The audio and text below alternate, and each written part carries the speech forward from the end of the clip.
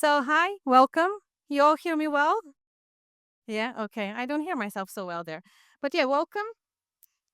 So, and thank you for a lovely introduction there. So, first, they don't hear me. Thank you. Closer, like this. Hello? You hear me now? Okay.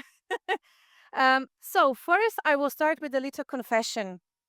Um, I have over 20 years of experience changing careers and I've done lots of different changes and transitions and everything. But when I became a coach, I got obsessed with my website. I started tweaking it, changing colors, changing fonts, changing the messaging, and there was this little voice telling me, "It's if it's not perfect, you can't be a coach." I was telling this to myself. And I got really exhausted. I got tired of myself. I was really, really tired. And I said that this is enough. I have to I have to call my coach. And I called my coach and I said, help me. My favorite line is help me see what I'm not seeing. What is happening with me?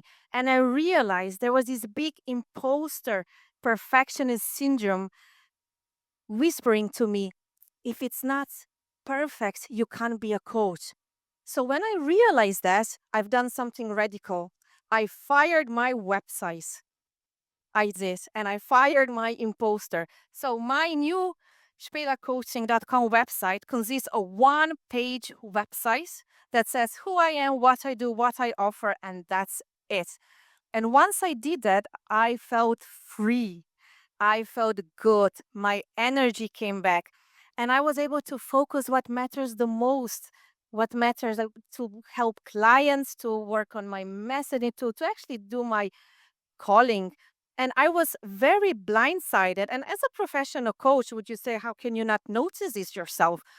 I was blindsided because when I did my career change into coaching, it was like finding the one, the love. And you know how they say love is blind.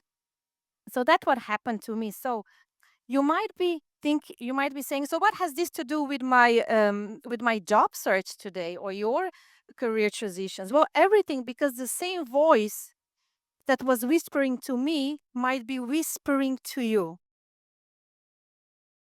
And in fact, 70% of all ambitious professionals will encounter this feeling of imposter, of fake, of not being good enough, of being found out. So you ever thought that you don't belong here, you don't deserve this, or saying to yourself, who do you think you are to go for this job or for these promotions? You don't deserve that.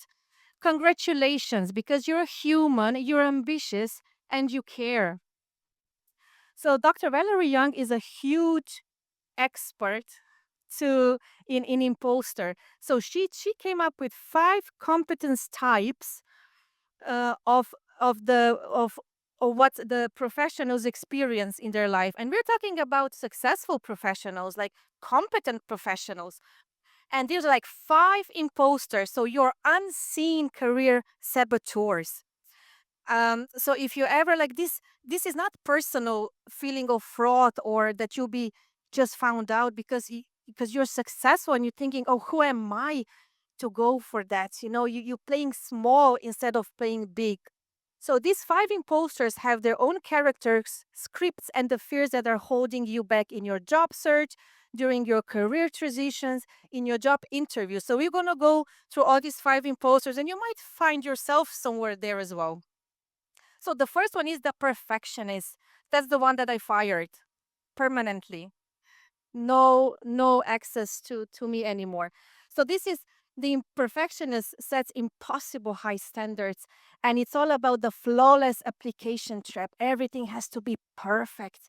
And if there is one mistake, you start beating yourself up. Or my CV has to be perfect. And when you go to the job interview, you start dwelling on one thing that didn't go right instead of thinking of all the things that went well. So how is this costing you? Is the paralysis? You're applying for fewer jobs because if you're not a perfect candidate, if you don't qualify 100%, why would you even go for that job? So you stop yourself, and it goes into the burnout, and amazing opportunities might pass you by. The next one is the expert. That's the qualification collector. So here you say, I must know every single thing before even starting. So when you're looking at your job ad and there are skills listed and you say, oh, I only have 60% of those skills, you don't apply, because this is like a perfectionist version of a knowledge version of the perfectionist. So if you can't answer, you have to know it all. So you feel embarrassed when you can't answer a question at a job interview, for example, instead of just maybe saying, well, I don't know.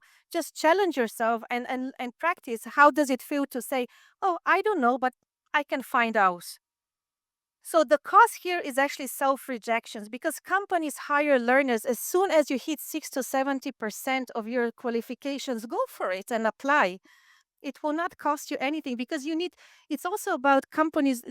Imagine there are companies who wants to invest in you as well, so you can grow with the company. So when the companies put the job ad on, it's a ideal candidate. It's the perfect candidate, but they're not looking for perfection. They're looking for somebody who will grow with the company as well. So the next one is the natural genius. This is the should be easy syndrome. If it's not easy, if it doesn't come easy for me, if I don't succeed on the first try, I don't deserve anything. I'm just not good enough. So networking, for example, even today, if you feel like uncomfortable and like it's hard, so you just won't do it. You're gonna go outside and have a coffee instead. So the belief here is that the learning curve is a failure curve. So you need to know everything beforehand. And the cause is actually avoidance and shame, because when you realize and need to do that something doesn't go so easy for you and you need to learn about something, you feel shame about that, because why do I need to put this struggle in? I should have known that on the first go. And the soloist, I must do it all alone. That's like my 5-year-old daughter at the moment. I have to do it all by myself. But the issue becomes when you're 20, 30, 40 plus, then that's a bit of a problem.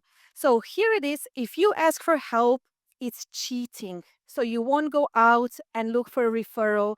You won't go out and ask for a recommendation, because that's cheating, because you haven't done it all by yourself. Or I must figure it all by myself. When you go for a new role, for example, you, instead of asking your colleague, oh, do you have 5 minutes to help me out? You're trying to figure everything by yourself. You won't gonna ask for that help, or you don't ask for your colleague or coach or mentor to review your CV.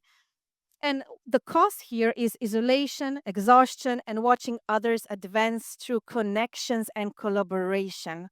So use that connections, go out and help boss. But before I explain a bit more about that, the last one is the superhero. So superhuman. This is I must do it all burnout. That's a beautiful way to get yourself into burnout very quickly. So to prove that you belong, that you're worthy, you need to exceed in every role. So when you start, like first in the job search, that means you're trying to apply for so many and many, lots of different applications.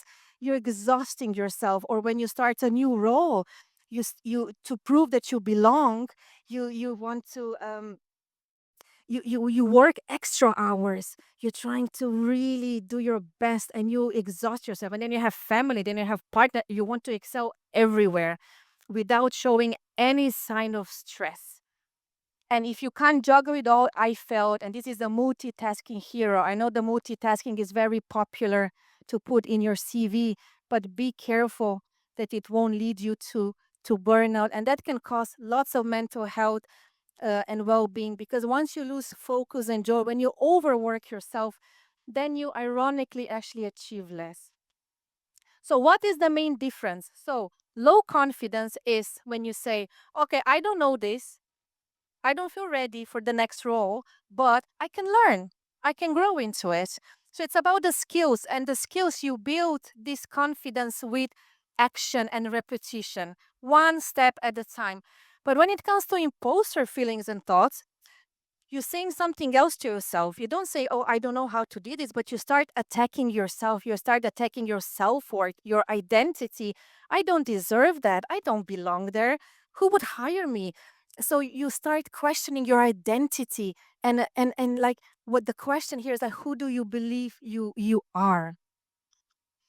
So why does that happen? So there are two different reasons. One is our very common, it's our personal story, the way we were brought in our family. So the question here to ask yourself is, what were you told about success when you were growing up?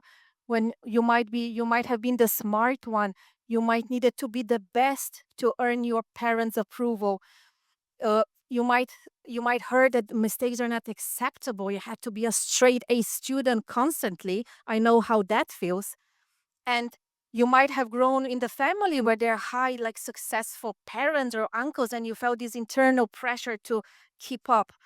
And there is a second one, and what the Dr. Valerie Young pointed out as well, that sometimes the environment can make us feel like imposter, like fraudulent, like that we don't belong. Like, if you're the only one, let's say you're in the workplace where the only one, the only woman, where you're the only one person of color, the only person of nationality, the only person of some ability or disability, you don't have this crowd around you, and you feel like, I don't belong here. And you start questioning your identity. And then competitive work environments, tech, pharma, these are companies striving for excellence, trying to be the best, to be the leader. And if you're not aware of your imposter syndrome, if you're not aware of what is happening, you can start comparing yourself to others. And that all again brings you to start feeling like, oh, I don't belong here. I'm fake. I don't deserve to be here. Toxic workplaces, be very careful about the toxic workplaces, because when you're surrounded by poor leadership, when you're surrounded like with a blame culture where mistakes are not acceptable, as long as you stay in this toxicity, it can affect you. And then it's really hard to look for another job, because you start thinking, who am I to get for another role? I'm no one. I don't deserve that. Like, I'm fake. Because and you just, as long as you're aware of that, then you can move on from that as well. And especially major transitions. Let's say you go to another step, you step to another role, and you have this beginner feeling. You go, or you change, you do the career change, and you're the only one there who has no experience in this industry, for example, and you get this beginner feeling, and that can as well create these imposter feelings. So here it's very important to question yourself: is it a me problem or is it a them problem? So, how to build that healthy confidence? I hate to disappoint, but there are no easy fixes. And it's all about self-awareness. It's all about knowing yourself. When you understand yourself, you will be able to master your mind. And by understanding yourself, you will be able to understand others as well. So you won't take things so personally. And self-awareness is very important. And what I would like to hear, if you take something with you today, is to say that you go away with that thought, that when you talk negatively to yourself or start attacking your identity or who you are as a person, this is not you. It's coming from somewhere. And the way you can see it, it all depends where you are on your journey of self-awareness today. But sometimes it's important, just you can just don't fight it. When you get this voice telling you don't belong, you don't deserve, when you actually not being nice to yourself, this is the time when you need to catch that thought and say, this is not me. This is not mine. I don't know where it is coming from. I might have to book a coaching. I might have to get some help, but this is not me. And then give it a name. If you can already see, oh, I might be, maybe today you can say, oh, maybe a bit perfectionist there. Then you can say, oh, thank you, perfectionist. Thank you, but I will not listen to you today. And the most important step and most powerful step is to ask for help, because sometimes you don't see your own blind spots. So coaches, we put up this mirror in front of you so you can see what you don't see, like I didn't see.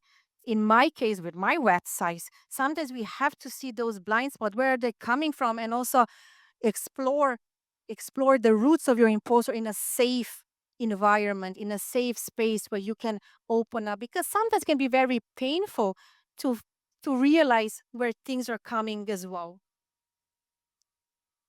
So building true confidence is a journey of self-discovery. So transforming this self-doubt into self-awareness, and imposter syndrome into authentic confidence. And that's why coaching, it's a lovely place to explore that, because when you know yourself, when you understand your strengths, when you understand your triggers, when you know what is happening within you, you can master your mind, you can master your thoughts, you understand others better as well. And this is one very important skill going now into the future, especially with all the technology and AI. And this skill is called, it's a soft skill, and it's called emotional intelligence.